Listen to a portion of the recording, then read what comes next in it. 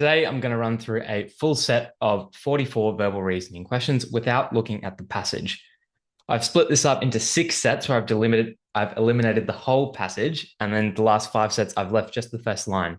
Now, the point of this is to show you the important strategies that relate to understanding the wording of the questions and the answer options.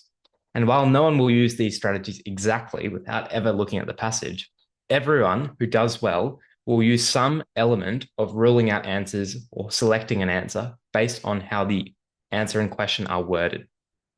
And so the point is, when you're doing things quickly, rather than having 4 answer options you need to test, can you rule it quickly down into 3 or 2, which will halve your workload? And so effective use of these techniques will improve your timing because you only have 2 answer options to test instead of 4, and your accuracy too. Clearly, I'm not going to get all of these right. But if you can change a 1 in 4 chance of getting the question right to a 1 in 2 or 1 in 3, that's a game changer in this subtest. Let's get underway.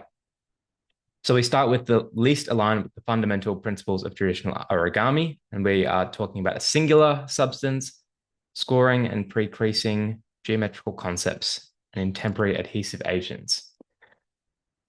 It's probably a toss-up between A and D, but I'm saying D is the answer there. Current origami trends tend towards simplification, emphasize well-known conventional figures, or increasingly complex and representational artworks. That's going to be the answer. Only basic grasp, short-term focus, steadfast dedication through understanding of spatial relations, and strategic incorporation of incisions. So this one's probably C, based on these words only, short-term, and even previously, like is it simple, well-known? Probably not. Origami can most accurately be characterized as a largely recreational pursuit with limited intellectual depth. No. A handcrafted tradition proposing substantial historical foundations. That's going to be our answer. Primarily child-oriented and recent development. They're not going to be right. Esports have encountered a recent period of stagnation, maybe. Transformed into a commercially significant and financially robust sector, probably. A pastime, decline of viewership. This will probably be B. Least likely to be present. Specialized performance psychology consultants, maybe. Tactile advisors, maybe. Software developers, maybe. Live broadcasting. Oh,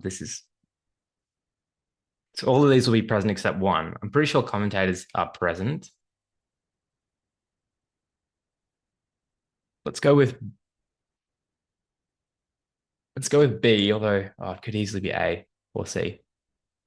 So yeah, just got to look into the text here, but let's go with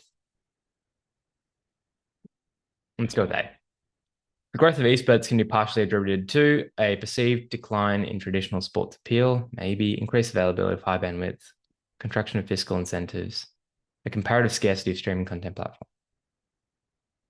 Let's go with B. Esports viewership is demonstrably insignificant. No. Comparable level. Narrow demographic, market contraction and decline. Let's go with B. Habits are defined as conscious decisions, automated sequence, infrequent behaviors, external forces. B. Neurological process underpinning habit formation entails stimulus, cognitive analysis, action, signal, repetitive behavior, perceived. I think B makes sense.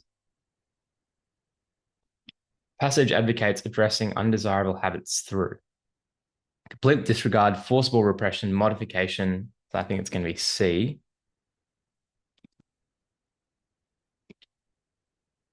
Could be D. Let's go with C.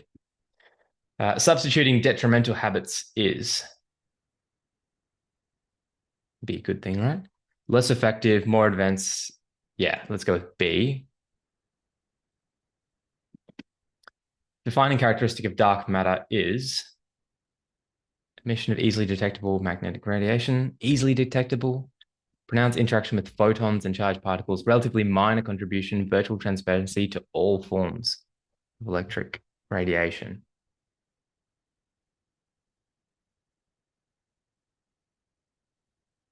I think it's D, even though it has all. You can use your prior knowledge sometimes. I might be wrong here, but I think it's D. Presence of dark matter is inferred based on spectroscopic analysis, anomalous gravitational effects, visual confirmation, precise measurements of its reflective and refractive indices. Let's go with B. I think even if you didn't know what dark matter is, maybe visual confirmation is less likely to be right. So let's just go with B. Dark matter is comprised of known baryonic matter, antimatter remnants. Oh, this is conventional astrophysical bodies obscured by intergalactic dust clouds.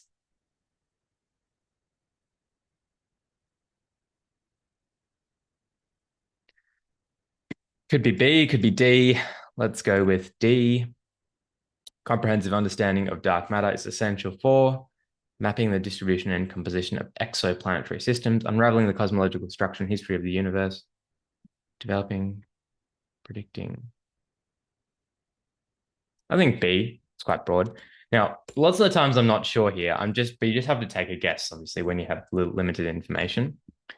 Language is best characterized as a recent invention. No. A defining an exclusive attribute of humanity. Maybe. Basic signaling system. No. A stable construct. No. So it's B. Factors impacting language evolution include intentional and formalized intervention. Maybe. Dynamic interactions, communications within social groups. I think that's the correct answer. Circumstances surrounding language's origins. Definitely subject. Yeah, it's going to be B. Studying language evolution provides insight into the collapse of societies, maybe. Cognitive processes, maybe. Probably B is a stronger answer. Impact of AI. They're primarily characterized by their autonomous operation devoid of prior human input. No. Capacity to mimic cognitive functions associated. Maybe. Replace all human labor, all existing ethical dilemmas. So it's going to be B. Machine learning is fundamentally characterized by direct and explicit coding of algorithmic derivatives. Iterative training of algorithms using extensive data. Avoidance of reliance on data. Deliberate exclusion of all. Okay, it's not D. I don't think it's C. I don't think it's A. I think it's B. Environmental impact, potential for job displacement, suppression of innovative progress. Probably not that one. Decline in productivity, probably not that. Let's go with B. Responsible AI implementation requires ignoring ramifications. No. Addressing ethical challenges. That's going to be the answer. All right. Mindfulness, paying attention to the present moment, has mental and physical benefits. Dwelling upon past experiences, cultivating awareness of the current sensory environment. That's going to be the answer. Can effectively reduce, so it's healthy. So it's not going to reduce physical strength. It's going to be B, I think. Mindfulness can induce degradation. No. Can induce increased density in regions governing attention and affect. That's probably right. Consistent engagement with mindfulness can foster increased aggression. No. Greater introspection. That's probably the answer. Chocolate, a beloved treat enjoyed worldwide, has a rich and fascinating history. Okay, who originally utilized cacao beans? Got no idea. This is one you'd have to look into the text. Let's just say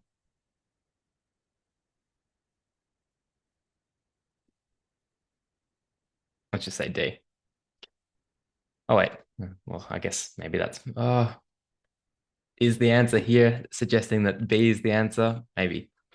In its original Mesoamerican form, chocolate was consumed as a solid and sweetened confection. That's what it is now. Unsweetened, often... Let's go with B. That sort of makes sense. Who introduced chocolate to Europe? So then I guess you can go back and probably say it's not going to be A or C. It's probably B. Venetian mercantile expedition, Spanish conquest.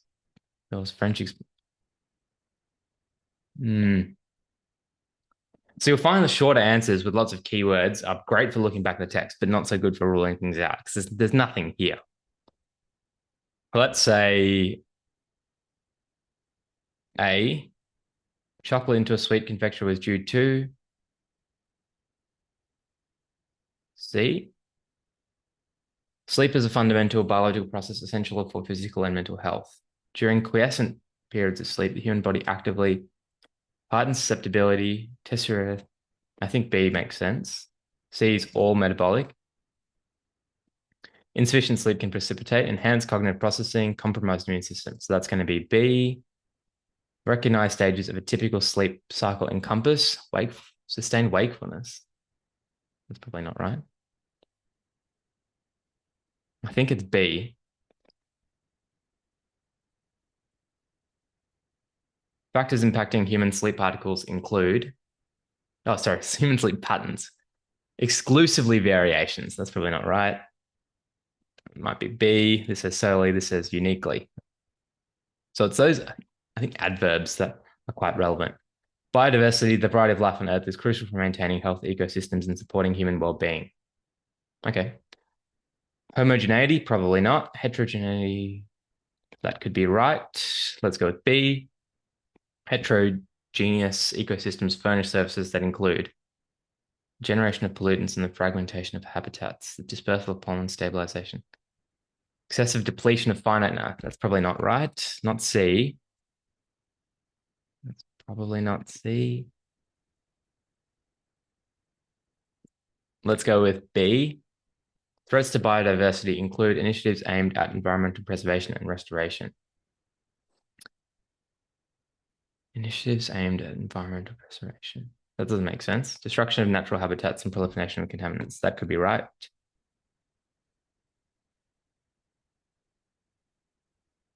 Preservation of biodiversity is critical for escalating levels, guaranteeing the prolonged viability of terrestrial ecosystems.